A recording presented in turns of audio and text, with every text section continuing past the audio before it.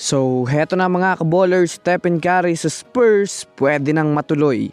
At ang balita patungkol sa dalawa na lang ang team na pinagpipilian ni DeMar DeRozan. Tara na't pag-usapan natin yan dito sa Basketball Hot Shots. Sa ngayon nga, masasabi nga natin mga kaballers na isa din sa mga inaabangan na free agents ngayong season ay itong si DeMar DeRozan. Dahil isa nga ito mga kaballers sa mga natitirang magaling na player sa free agency ngayon. Sa katunayan, maraming ang teams ang sutor nito ni DeRozan. Nandyan ang Wizards, ang Warriors at ang Raptors. Pero isa nga sa pinagpipilian nito ngayon o team na pinagpopokusan niya, yan na lang ang team ng Wizards at ng Raptors. Marahil sa Wizards kasi mga kaballers, okay lang kung magsakripisyo siya ng mababang kontrata. Pero ang kapalit naman nun, makakalaro siya sa isang team na magiging championship contender. Dahil kapag napunta siya sa Wizards, mas lalakas nga ang Wizards.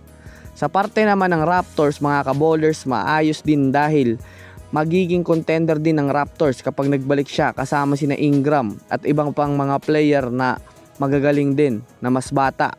Bukod pa dyan, maaaring mabigyan din itong si DeRozan ng medyo mataas-taas na kontrata dahil mayroon pa nga itong sapat na pera dahil hindi naman kalakihan ang ginawang move nila ngayong off-season.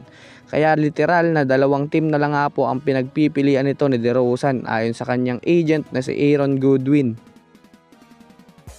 Kasalukuyang nabuhay nga po mga kaballers ang pag-asang pagpunta ni Stephen Curry sa ibang team matapos sabihin ni Mike Dunleavy Jr. na kung sakasakaling magpa-trade si Stephen Curry ay maaaring pag-usapan na nga daw nila ito dahil may karapatan naman nga daw si Stephen Curry na magdesisyon sa kanyang sarili.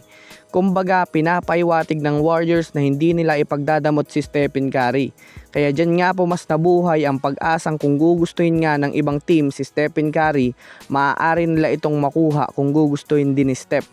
Isa lang kasi ang magiging rason ni Stephen Curry kapag nag-request siya ng trade.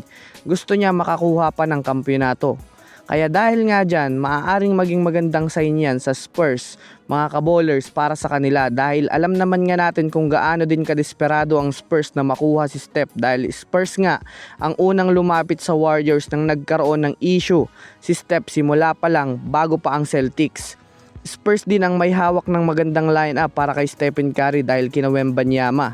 Nakapasok din ng Spurs sa finals mga kaballers kaya literal na isang Stephen Curry lang talaga ang maaaring kulang sa kanila mga kaballers. Kaya abangan natin yan.